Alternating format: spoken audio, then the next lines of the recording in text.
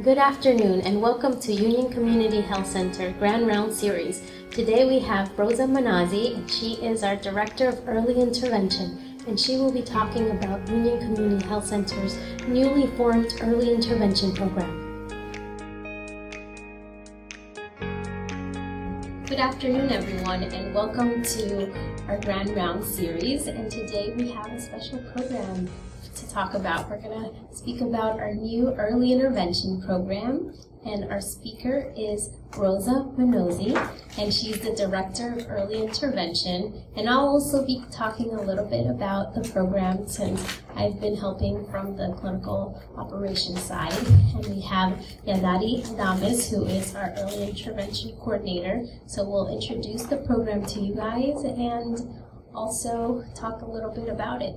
But I think what I'll do is I'll start off first telling everybody, I know there's a lot of internal medicine residents here that might not be familiar with early intervention, won't refer us patients, but it's good to know if your parents have any kids that have developmental delays and know where to have services. And right here in-house we have this great new program.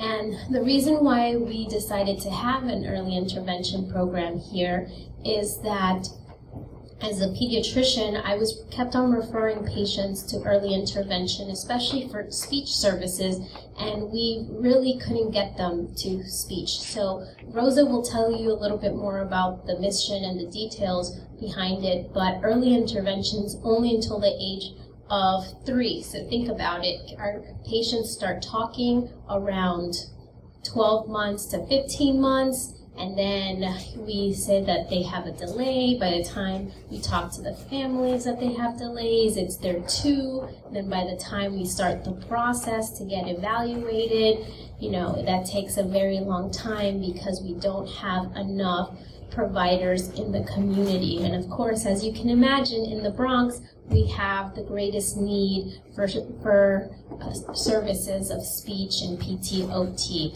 for kids that have developmental delays. So we know that the faster that they get these services, the better the outcomes are in the future. So that was one of our frustrations as general pediatricians. And then talking to Rosa and our previous speech therapists, they were telling us how we can also become a center to help this process since they have the expertise and they worked in early intervention before. So it took many years to go through this process and go through all the bureaucracy and paperwork that it goes, and rightfully so, because we are treating kids, so it's really important that we have all the policies and procedures and everything in place to treat children. So this is a little background of this program, and Rosa will tell you a little bit more specifics about the details of the program. Thank you, Rosa.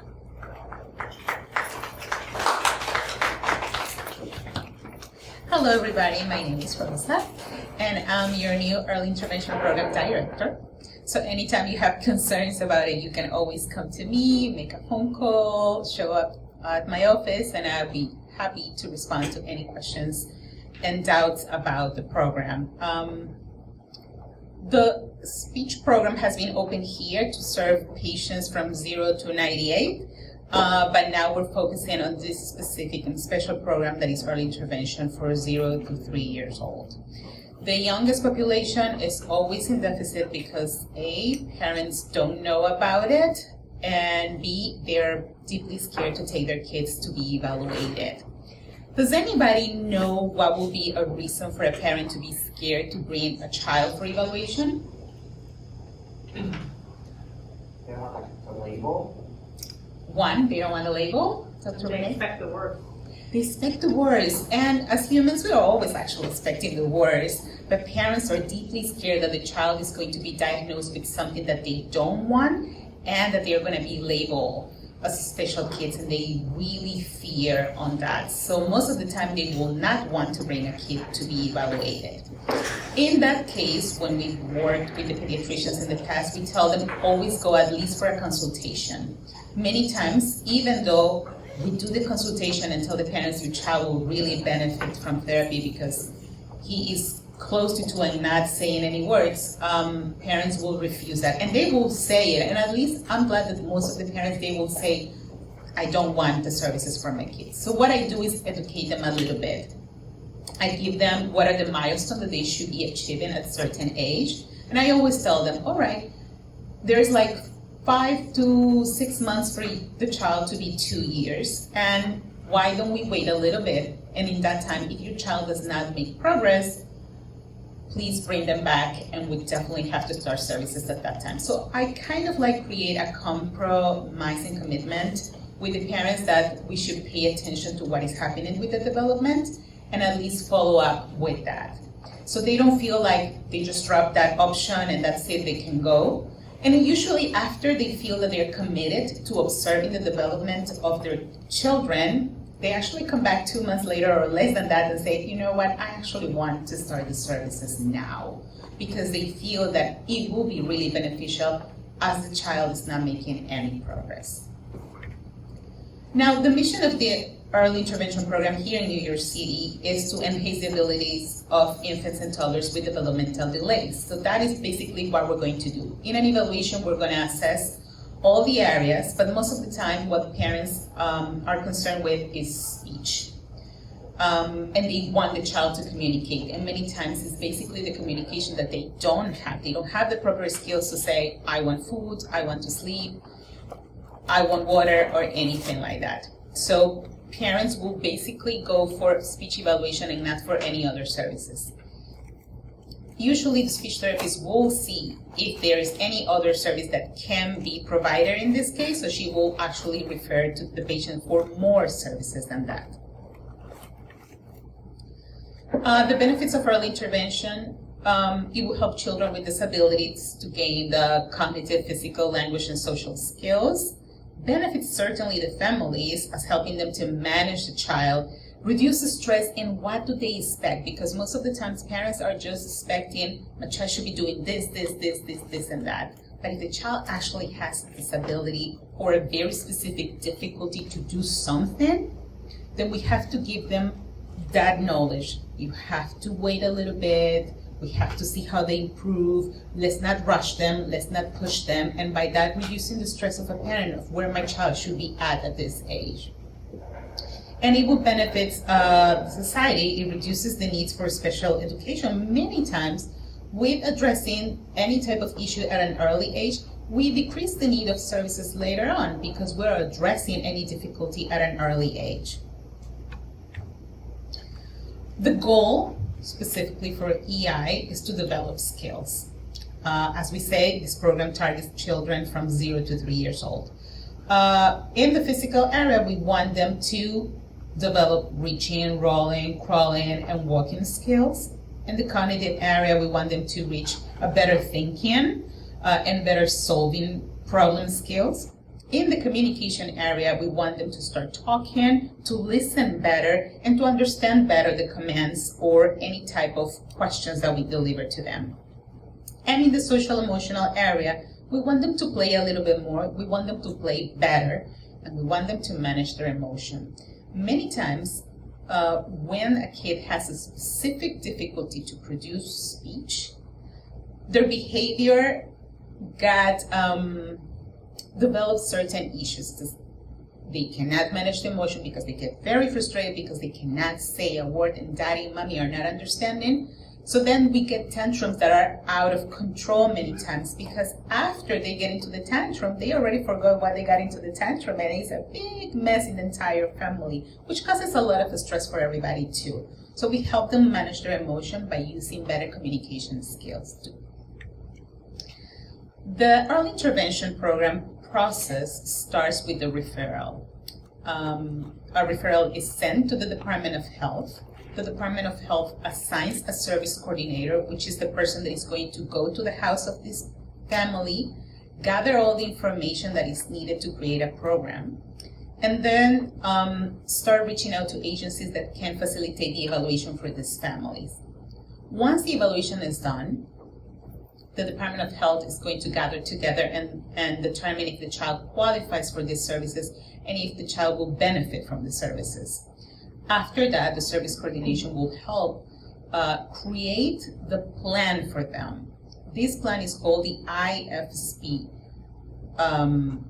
plan, which is Individualized Family Service Plan. And in this plan, we're going to gather all the goals that we want to attain for any one of the cases. After this is developed, we contact the agencies that can deliver the services if the child qualifies for speech, physical therapy, occupational therapy, or special instruction. We gotta find all those therapies, which, as we know, we have in a big shortage of therapists right now because the demand of cases is really high right now. After the child is receiving services, before they reach the age of 3, we have to help them with the transition. If the child did not develop the proper skills that we expect by 3 years old, we're going to help them transition to the next program, which will be the CBSE program that belongs to the Department of Education. We can also help them with that in the early intervention program. Who can refer a child to the early intervention program? Doctors, nurses, social workers, the family members, parents specifically, and a child care provider. Many times a child is going to the daycare person in charge can observe these difficulties and is usually the one that calls out, oh, your child cannot produce a sound, or your child is not responding to what we say, and so alerts the parent to make the referral, or they can make the referral too. I want to mention briefly that our core team at UCHC is me, the director, and the AVP of Pediatrics and Health Promotion. We have the early intervention coordinator and the speech therapist for now at UCHC. Our goal will be to develop a multidisciplinary team that involves occupational therapy, physical therapy, vision, audiology therapy, ABA therapy, the behavioral, and a dream will be to have a developmental pediatrician, if we can find one. But this will be the ideal and a dream that we have to have a multidisciplinary team. But so far we have speech services right now. What are the reasons to refer a young patient to speech therapy? A patient that struggles to imitate the sounds made by others, sometimes the parents are saying, what does a cow say? Moo, and the child is not even paying attention, or the child cannot even imitate, or the child does not engage with the parent. The variety of sounds a child makes decreases instead of increases. Many times a parent will come and say, oh, my child used to say words and now he's not saying it, and suddenly he stopped making sounds or he stopped using words. That is a very important cue. Makes only a few or poor quality sounds. A lot of kids they attempt to do the sounds, but they are not even an approximation of what they were trying to say. Has difficulty following commands. Oh, my child, every time I say no, they do it no matter what. Or every time I say come here, they act like they don't listen. That's also a very important cue for determining if the child will qualify or not. Slow to show an understanding of new words. Cognitive changes such as decreased memory or problem-solving skills. We see this a lot in cases when patient presents seizures. Am I saying that right? Seizures? Many times when they have a crisis or an episode, a child will actually decrease those skills. And if in the past he was able to follow commands, then suddenly after a crisis, they don't do it anymore. So we have to make a note of that. Has difficulty communicating basic needs. The child cannot even point if the pamper is wet, or if they want to eat. They can spend the entire day without eating and they don't say anything. Child is not combining words by 18 months of age, which is very important. A lot of the times parents think that saying baba, this, that will be enough, but if they are not actually combining the words, it's a very important cue at that age, and it should be recommended for the program. Child stops saying sounds or words we already addressed this, has difficulty or is not responding to direction, questions, or conversations with others. Like I said, many times we're talking with the kid and they are not even engaged. Many parents will say, oh, he's in his own world, or he acts like I'm not talking, or he ignores me. We gotta address that. Struggles or is not able to start verbal interactions with others. Many times he will play with other kids but not say anything. Will point constantly or will make a sound trying to get your attention but not say any word. The child has unintelligible speech after 24 months of age. This difficulty, very specific difficulty to produce speech, has increased in the latest year. A child trying to communicate, having the intention to communicate, but fails completely on producing a sound or producing a word. And last one, child presents changes in their communication or cognition following an injury or surgery. Many times we have kids that fell off the bed, bumped their head, turn up in the ER room, and then after that they are not talking, or the family had a car accident, or they had an injury, they had a tumor or aneurysm, and obviously a lot of the skills are going to be affected. Multi-language environments. We work in a very varied community. We have cases from many different parts of the world, and we are proud to say that we try to address all the cases, and this is not an exception for early intervention. I know that we have families that just arrive from other countries and do not even speak English that well, but we can definitely help these families, at least by coaching the parents and letting them know what they can do at home to improve or prompt the language or speech on their kids. Many times the early intervention or even the health insurance will deny services for these cases because they do not speak English. But we have to make them understand that we can definitely address the issues with the family, helping them in a variety of ways, but we cannot leave a child without the services, and we cannot leave a family without the assistance that they need. One important thing, I know that many professionals are confused about speaking another language at home, but let me assure you that speaking more than one language at home is actually beneficial. Even when the child has special needs, prompts them to think in a different way. Let's say mommy speaks Spanish and daddy speaks only English. Child is going to develop an understanding that, oh, with daddy I have to speak in this way, and with mommy I have to speak in this other way. And it's fabulous to see how even with special needs, they will go and address daddy in English, in the way that they can speak it, and mommy in Spanish, in whatever way they can do it. So please rest assured that it is not an issue to speak more than one language at home.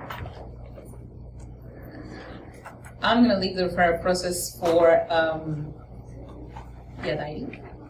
She's going to talk a little bit about the referral process, but I wanted to mention a little bit about the myths, and we address a little bit. Parents are going to be scared to bring a child because they fear the label, they fear the diagnosis, but it's very important to mention that the early intervention, most of the cases, I will say in 100% of the cases, is beneficial for the child and is beneficial for the family. They actually are the ones that are going to see the change at home, and it's going to make them have a routine that is less stress than more stress than they were having when the kid cannot communicate or cannot achieve a goal that they are expecting. Early intervention treatment is not a cure, but it definitely helps and brings all the benefits that we already mentioned to the family and the kid. Can you also repeat a little bit about the conditions about what you said regarding when the parents are scared and don't want to come in? Well, many times a parent does not want the evaluation. They do not want to receive the services. So it's good to prompt them to at least go for a consultation, at least with us. You know, if they don't want to achieve, or they don't want to reach to early intervention and start a whole process with them because they're very afraid of that, at least ask them to come for a consultation with us. And what I do is I get them engaged and involved in the development of their kid. So, okay, your child is not talking right now, he's 18 months, you feel that he understands everything, but he's not talking. Let me give you a few months, and by this time your child should be saying this amount of words. If your child does not improve in this amount of months, please come back, and by that time we should start the services for your child. And in that way, at least the parent feels involved and responsible for catching the development of their kid. So they will be paying more attention. I will give them the cues for what to look for during play, during daily activities at home. So they will pay closer attention to all these skills. And by that time, after a month has passed, they will feel like, you know what, I really see the difficulty. Let me bring my child for therapy. What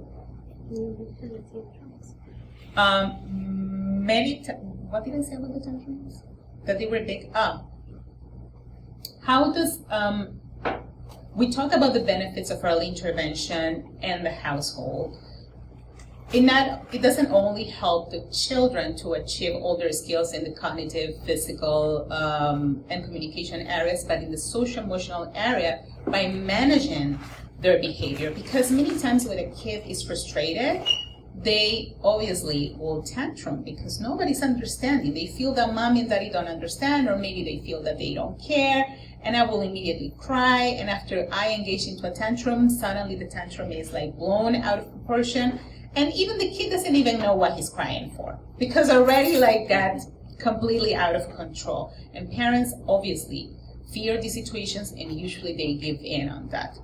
When we address the issues that are prompting actually a tantrum, we're going to see how these tantrums decrease by helping the child managing emotion. I give the parents the cues that you have to pretend that you don't understand and get the kid involved and responsible on actually saying yes or not to something that is offered or not, or that they want to attain or not.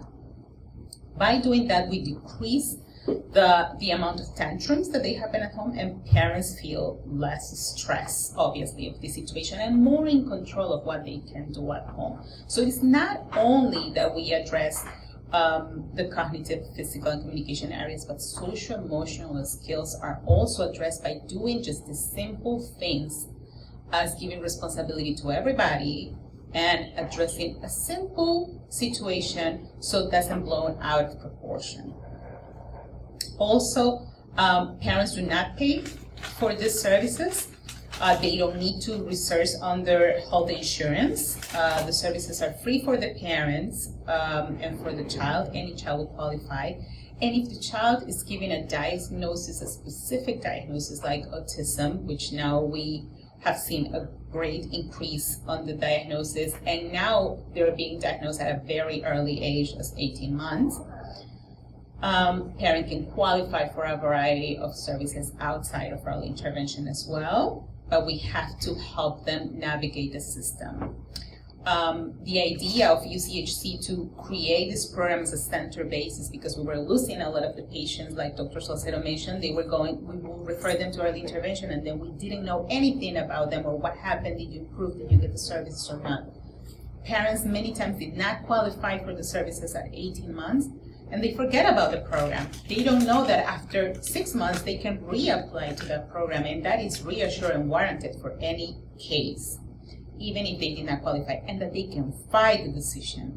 Many times a parent is sure that the child needs the services right now, and even the therapists know that the child needs the services right now, but the Department of Health can determine that they don't qualify. A parent has the right to fight that decision and ask for a new evaluation. But many times parents are not given that option, so they're left out in limbo and they don't even go for more services or request the services that they need. So we can help them with that, especially our community that feels really defeated somehow when they are denied any services and they immediately don't try anything else. And many times what we see is that a parent will come to us and they feel that we are the last option. And we see many parents that come already very upset and frustrated that nobody has helped them in the past. So we want to avoid this type of situations and address them with knowledge and helping them navigating the system.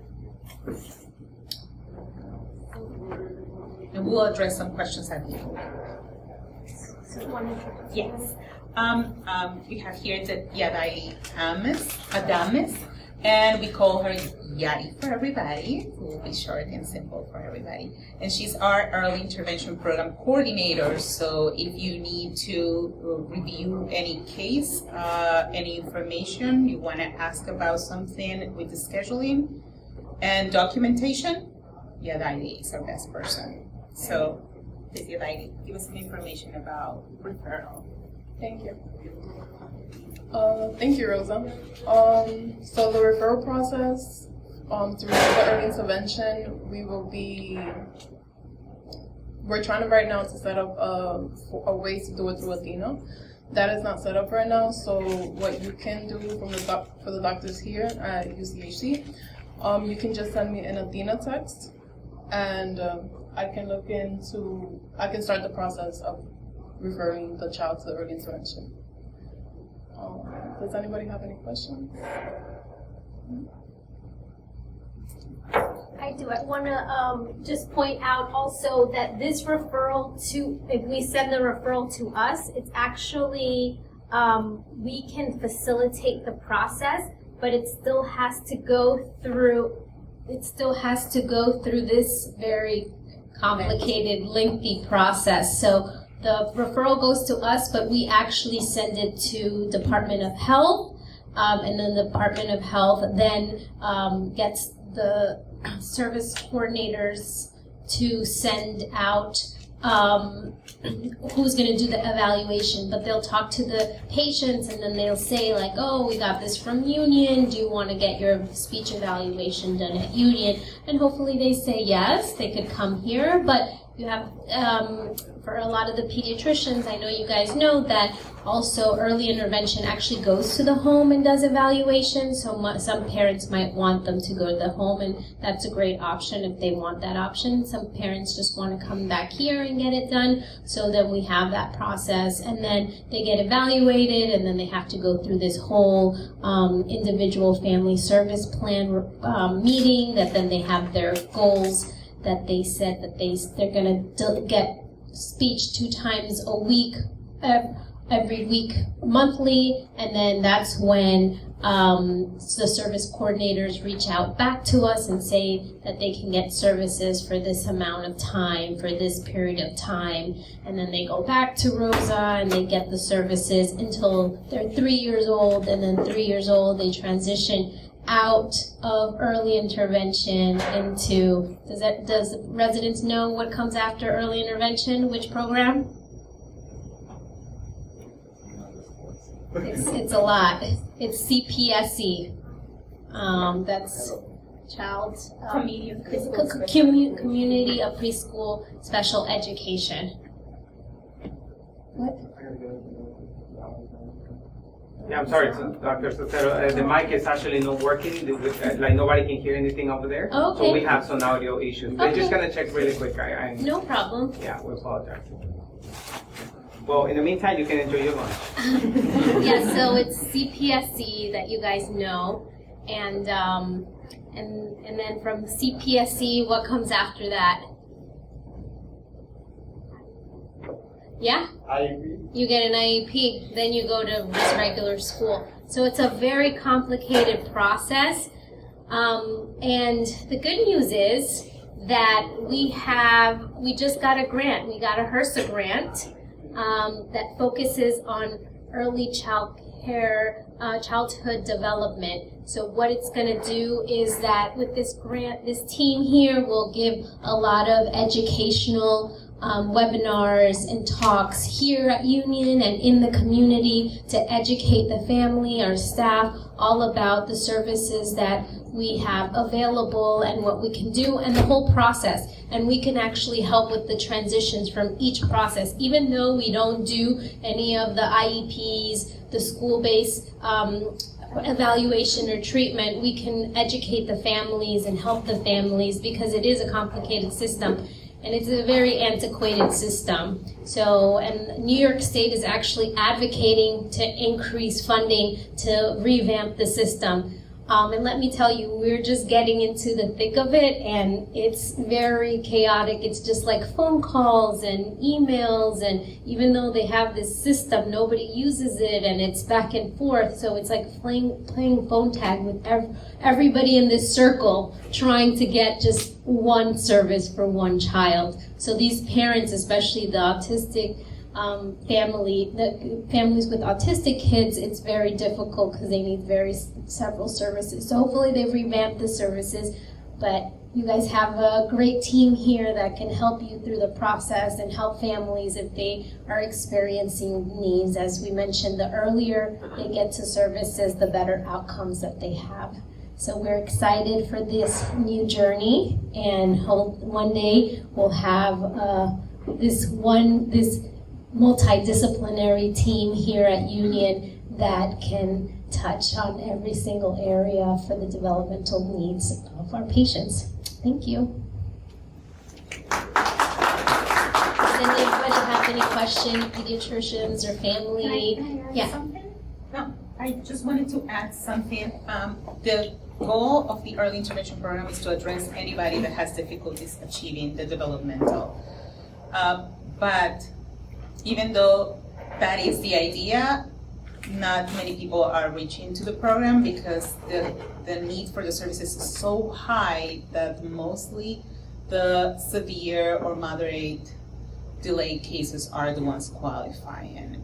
That is not the goal of the early intervention program. They actually would like to address anybody with difficulties, but right now that's how we're shaping. And like Dr. Salcedo mentioned, the program was created to provide the services in the houses because that's a natural environment for a child that is 0 to 3.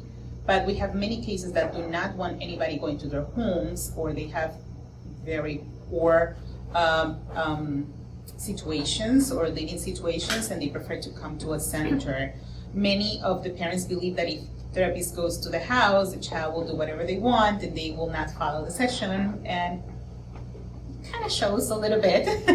But in the center, actually, they work very well. So they actually prefer to come to a center, and that is why we're hopeful that when we refer a case to the Department of Health, they are coming back to us as they know us already, and they trust you as a pediatrician, and they trust the clinic, so they can also trust us for the early intervention program. Now, do you guys have any questions? I have a few questions, just warn you. So you mentioned that the program is starting now, so can we start referring today?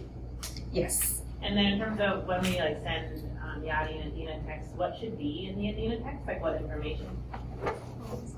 Oh, you could just do the MR number because we have access to all of it for right now. And then, but we'll eventually have a drop down for the referral, and then you could just send the referral. It'll be easier for you guys. And then I know you mentioned that the kids can get speech therapy here. Would they also be doing like the OT and the PT here? That is our goal for the future, that they can also receive occupational and physical therapy. If there is anybody, well, right now we have a few cases already that we started, and they all receive services at home too. They receive OT, PT, and special instruction, and some of them receive ABA. And they still come to the center to receive speech therapy. So we're hopeful that not having those services in place right now will not be a stop or a bump in the way to getting the patients to come to the clinic. But yes, like we mentioned, we hope that for the future to get all those services, especially ABA too, because there's a big need for it. But yes, the next specialty in that service that we're going to add is OT and PT. So that hopefully will be in the next couple of months, maybe 6 months plus. And then I know like after 3 years old, we usually do the CPSC, but can we also refer them to speech therapy here as well, or not at this point? Yeah, a patient can always be referred to our speech clinic, and we usually assist them on receiving the services because they don't qualify many times through the insurance, but they will qualify through the Department of Education. Like Dr. Salcedo mentioned, after EI we have CPSC, and after CPSC we have CSE. So there is a sequence of programs that are there to assist a patient that has not achieved the goals at a certain age. And we should emphasize to parents not to fear the programs because they're there to help them.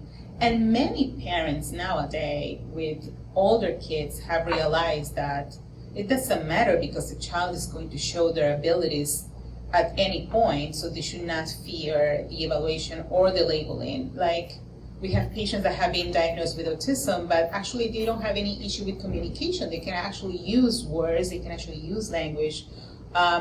So a diagnosis is only for us to understand what is happening with the kid and what can we do in terms of treatment, but it's not going to be a detriment for the child's development to have that. Even a child with autism can go in inclusion programs and go to any regular school with the enough assistance they might need to complete a program in a regular school. So they should not fear that.